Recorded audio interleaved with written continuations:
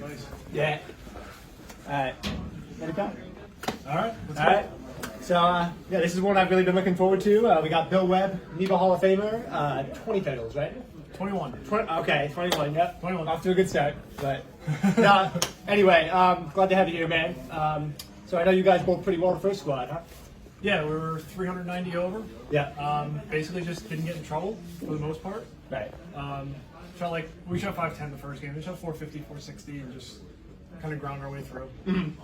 Yeah. And I guess we'll see how match play goes. But, yeah, tell us about yourself, Bill. You know, not even just your bowling career, but who you are as a person, like off the lanes, you know? Tell us about Bill Webb.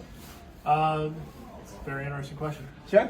So, basically, I only bowl NEBAs and I bowl league. Bowl some stuff here and there, so I don't bowl a lot. Never did. Always had hand problems, so never bowled a lot. Don't have hand problems anymore. Just old and don't bowl. Basically, I work as an analyst. I sit there and look at databases and all that kind of fun stuff, which is really exciting. Married for 12 years. There you go. No kids, but we have 3 dogs, so the dogs are our kids. What breeds, by the way? A Jack Russell. Sorry, we only have 2 now. We have Jack Russell and a Shih Tzu. The Yorkie we just lost in January. Nah. Sorry. Yeah, they're our kids. The wild thing is, and people who know me know this, but for a while I played poker for a living. Really? Back in the late 2000s. Basically, I moved to Florida for a year and I played poker for the year, and that was all I did because I knew I was moving back to Connecticut. Prior to that, it was my part-time job, and I basically had a schedule where I would go to work, I'd go home, I'd sleep for about 2-3 hours, I'd get up, I'd eat, and I'd play poker for 4 hours. Man. Go to bed, rinse and repeat. Sounds like us with bowling. But, Yeah, I used to play 24 tables at a time with poker. like online. 4x6, like 24 screens on your computer. 24 screens, yeah. I had 3 monitors set up, and I had the whole thing, and Like poker stars, right? yep. Yeah. Yep. Christ. That is. It was fun. At some point, it became a job, and it was more or less like it was, it was my part-time job. And a lot of times I didn't feel like doing it, but it was like, this is what I do. I made like 40, 50 bucks an hour playing really low stakes and just playing a lot of hands. I feel like you're the kind of guy, like, without even looking at your hand, you could probably, like, call my bluff and beat me every single time. You know what I mean? Well, a lot of it was a math game. Yeah. And I was always like a math guy, so especially when I started and used to play limit poker, which is all math. And then if people stopped playing limit, then I had to learn how to play no limit, and then did that. And there was a thing where you used to deposit $100, they'd give you $100. Yeah. You just had to play, so that's how I started. It was like, oh, so I give them 100, they give me 100, I play for a little bit. Right. And eventually that kind of went away, but I was still making money playing, so I just kept doing it. Because if you win enough hands and you get enough off a few hands, it pays for itself. So. Yeah, you could basically make, I used to make about $15 an hour off of the bonuses, and made about 30, 40 bucks an hour when I was actually playing. Yeah. And it was all low stakes. I'm not a gambler at all. So. Yeah, fair enough, man. But yeah, let's talk bowling. I mean, talk about how you got into bowling and how you got started. So my father always bowled. I always went to watch him bowl pot games, especially at Cherry Hill, and back in the late 70s, early 80s. And the kid, one of my best friends, someone quit on his team with like 10 weeks to go. So the famous part of the story is, sure, I'll bowl. My dad bowls, I'll bowl. And throwing an 8-pound ball, hooking it from gutter to gutter and the whole thing. And Wow. Yeah. I bowled 75 and 73 and whatever, and I thought it was great. And my dad says to me, he goes, do you just want to have fun or do you want to learn how to bowl? And I was like, I was great. I hooked the whole lane. And like he immediately was like, you're not hooking it anymore. Taught me how to shoot spares and how to play everything straight. And basically he was a really, really good teacher. And like got all the fundamentals built up so that eventually like you could build on it. Right. So that's basically how I got good at bowling, was my dad. Like he taught me, everything. Yeah. And when did you start to get good? Take me through that progression, if you like. So when I was, I want to say 11, I had the high like 3 sets in the nation. Really? Like my dad taught me really young. I was like 9 when I started, 8, 9 when I started. And then by the time I was like 10 or 11 is when he let me hook it. And I used to have one of those big Cobra things because my hands weren't big enough, I wasn't strong enough. Yeah. But yeah, he basically taught me at that point. And that's where like my backswing used to be really high because I was so small, and I had to generate speed. So I would run to the line and have my big arm swing. Sure. So to this day, I always have to worry about keeping my feet slower because that's the tendency was just had to run to get any ball speed. Right, at that age, absolutely. Yeah. And then eventually I grew, and now I don't have to run. Yeah. And but let's talk. You've won 21 NEBA titles, as you mentioned. Take us through from your first one all the way up to the present day. What stands out? Well, there's a lot of fun stories in a lot of them. Sure. But the first one, the very first one, was at Wonder Bowl in '93. It was '93. Pretty sure it was '93. But the lanes were absolutely screaming. My thumb was bleeding everywhere. And we got to the finals, and I started off throwing a red turbo, which was like a spare ball, and I'm throwing the red turbo, and then little by little that's hooking too much. So then I started like backing my hand out. By the title match, I had my hand like this, and I was throwing it as hard and straight as I could. Wow. And I bowled Charlie McConnell, and Charlie was throwing at the time. It was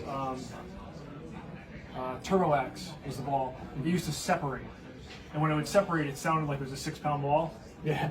And I'm a young kid, and like he throws it, and it sounds like it's 6 pounds when it's hitting the pins. It's like, how can I lose? Like that's the crazy thought that was in my head. And then he ended up like the 5th frame, he like left an 8-10 or something like that, and I throw like a triple or whatever, and like That's what you know. and then, it was kind of like that was the point. Like his big shot was a bad break, and so that was the first one. And then the last one was interesting because it was with a purple hammer, which I never throw, I never use it. We had bowled Saturday, and the ball I was using would kind of randomly squirt and would randomly hook, and I didn't quite know what it was going to do. And at some point, I was like, let me just try the purple hammer and just throw it, and it was actually really good. And Sunday, the first game, the ball started doing the same thing. It was like one would hook, one wouldn't. I said, let me throw the purple hammer. Sure. So I threw the purple hammer, and then as the matches went along, like pair-to-pair lanes were different for a lot of people. Purple hammer didn't care, and I was just basically just throwing it over the right gutter and just throwing it at the head pin, and it worked. Yeah, I feel like with your ball roll, that really matches up. That gives you a good look. Yeah, it was good there. Usually it hooks too early or it doesn't hook enough, but there it was like there was enough oils a little bit to the left of me, and I could just like, throw it over my left shoulder, and it was good. Makes sense. Yeah. Yeah. Yeah. So I guess any other stories that really stand out over the years, bowling NEBA or just bowling any big events? I mean, the whole thing about NEBA is, and we talk about this all the time, is NEBA is like, it's a club. And you come here to compete, but you come here to be around with all of your friends, and like you bash heads against each other all the time, but in the end, like you're friends, and that's what NEBA is really all about. And then it's fun, like when we go to Keene or something like that, and then you get to bowl with these guys that you're beating your head against everybody. Oh yeah. Like Alex. I used to bowl him. It felt like every month I bowled him at some point in the match play. And it's like, but Alex is great. Like we're great friends. You know what I mean? Sure. It's like, so that to me is what NEBA is really about. It's just the the camaraderie and the friendship, and you want to win, but at the end of the day, like no one's getting rich bowling. Right. So it's but that's really what it is. Absolutely. I guess next, Bill, we're going to talk about your future goals. What is your future outlook from here on out? Good question. Yeah. I should have an answer to that.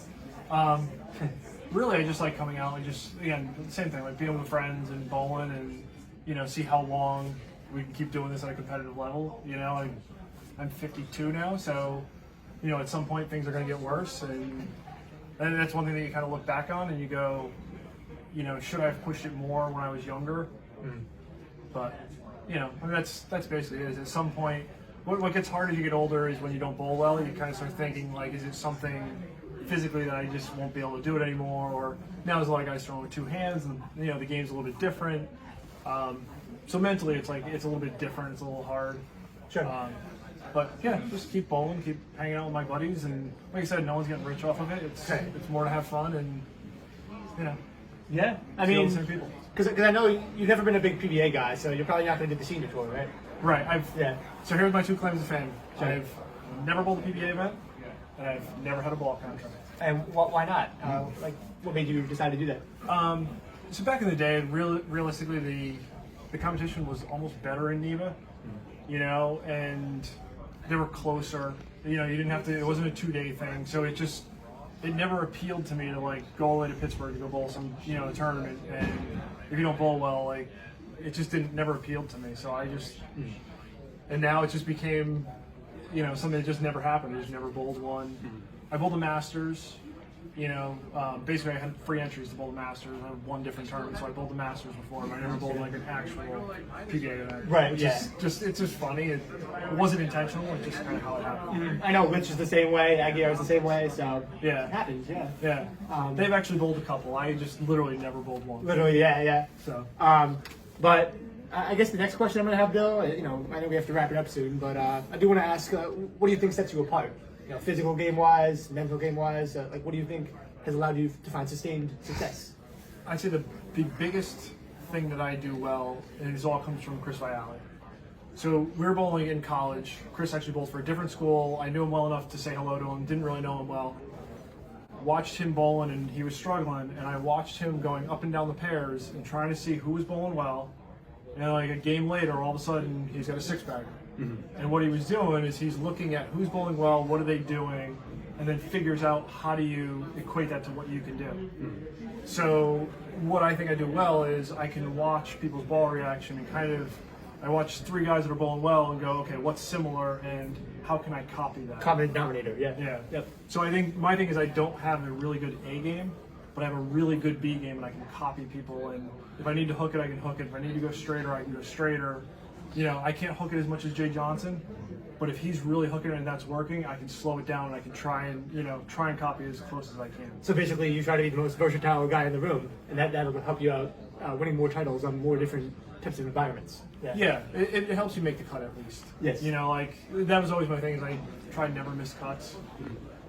Make the cut and you're driving home. You usually, you might feel a little bit bad, but you don't feel terrible. Right. You miss the cut, you can feel terrible. So Right. just try to make the cut and kind of see what happens. So yeah, it's that, and it's basically theoretically not missing spares. Like if you don't miss spares, you stay close enough that all of a sudden you get that one pair that's really good. You can strike enough and you can make it. Right. Keen last year, the reaction wasn't very good. The ball I was going to use, the thumb broke, and so I'm using a ball I don't really think is the right idea. Stayed clean. All of a sudden I got to one pair where if I missed in, I could actually strike, and I shot 250 or something like that. And just that one pair, like made the cut with just one pair. But it's just the other games weren't bad enough to dig a hole that you can't get out of. Yeah, keeping yourself in the fight, absolutely. Yeah. Anything else you want to say, Bill, before we log off? Or sign off? No, I think back to that point though is like if you look at all of the better bowlers, they're all really good spare shooters, and that's why is that you never dig a hole you can't get yourself out of. And me and Jay Johnson, it's funny because we'll talk about like you could bowl 830 in league, but if you missed a spare, it wasn't a good night. Like that's just kind of like the feeling is like I gave away 10 pins. Like that's that mentality. That's the mentality. Yeah. And it's not intentional. It's just kind of just how you feel. It's like I gave away. I missed a six pin. How do you miss a six pin? But it's conducive to success, and you don't see all these guys, even at the Nebo level, thinking that way, and maybe that's led to some other better performances that other guys may not have had. Yeah, like I said, I think it keeps you in the game. It does. And again, like you look at Alex, like and Alex is bowling well, like he'll never miss a spare. Like never. I had one year. I think he was giving like $20 for every spare that he missed. He was giving it away to the American Cancer Society. When was this, man? That's crazy. Probably about 10 years ago. 10 years ago. Yeah, Wow. but it was $20 every time he missed a spare. Like, Wow. so that's just that mentality of like I can't give it away. And granted, he turned it into something positive by For sure. Yeah.